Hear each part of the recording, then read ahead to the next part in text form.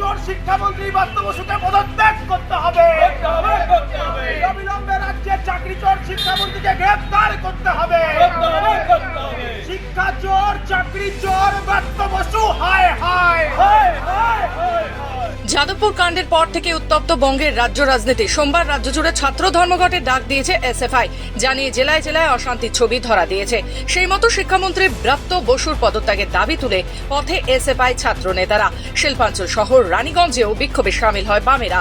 তাদের একটাই দাবি, শিক্ষামন্ত্রী ব্রাত্য বসুর পদত্যাগ। 1 মার্চ যাদবপুর ইউনিভার্সিটিতে এসএফআই এর নেতৃত্বে যে নির্বাচনের দাবিতে যে শান্তিপূর্ণ বিক্ষোভ আন্দোলন চলছিল, সেখানে শিক্ষামন্ত্রী আমাদের রাজ্যের তিনি যেভাবে ছাত্র আন্দোলনকে পিষে মারার চেষ্টা করেছেন এবং একজন ছাত্র কর্মীর ওপরে গাড়ি চাপা দিয়ে তাকে হত্যা করার চেষ্টা করেছেন, তার প্রতিবাদে গোটা রাজ্য জুড়ে আমরা গতকাল বিক্ষোভ কর্মসূচি করেছি, আজকেও বিক্ষোভ কর্মসূচি আমাদের চলছে।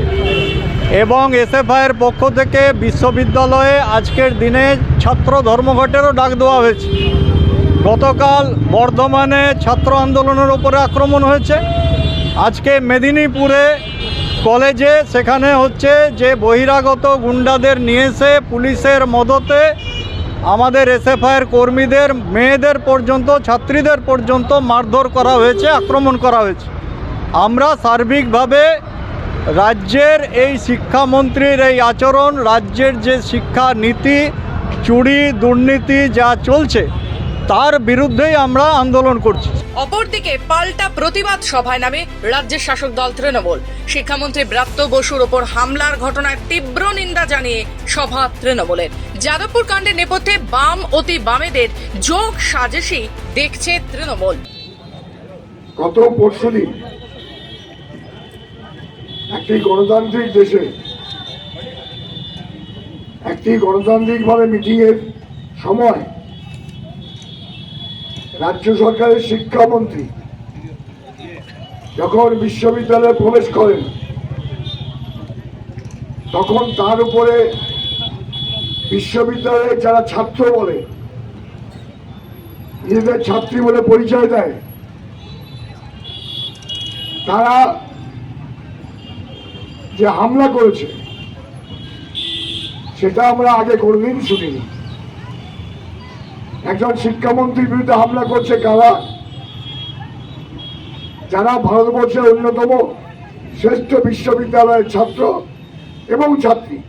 তারা, আমরা ছোটবেলায় পড়েছিলাম বিদ্যা দাদাতি বিনয়ম, এখানে বিনয়ের লেশমাত্র পাওয়া গেল না। জঙ্গিসুর মনোভাব নিয়ে তারা আমাদের মন্ত্রী, সংস্কৃতবান, তিনি একজন কলেজের প্রফেসর, উচ্চশিক্ষিত একজন মানুষ, নাট্যকার, অভিনেতা, সেই মন্ত্রীর ওপর আক্রমণ হলো, গাড়ির সামনে চেপে দেওয়া হলো, কাজ ভেঙে দেওয়া হলো। আমরা বলি এটা কোন দেশের আন্দোলন?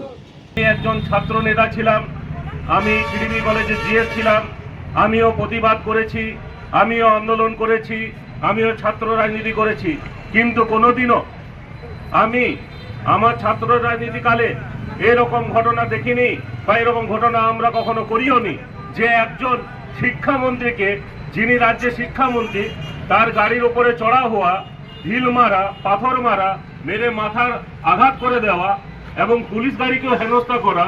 যে রাজ্যের পুলিশ যেভাবে আমাদের দিনরাত জেগে সাহায্য করছে, প্রতিটা গরিব মানুষ, দুঃখী মানুষ এবং দুষ্কৃতীকে আটকাচ্ছে, মানুষের সেবা করছে, তাদেরকে হেনস্থা করলো আমরা দেখতে পেলাম। যাদবপুর কাণ্ডের পর থেকেই উত্তপ্ত বঙ্গ রাজনীতি। শেষমেশ কোন দিকে মোড় নেয় যাদবপুরের ঘটনা, সেদিকেই তাকিয়ে রাজনৈতিক মহল। রানীগঞ্জ থেকে সমীর বাদ্যকরের রিপোর্ট, খবর বাংলা।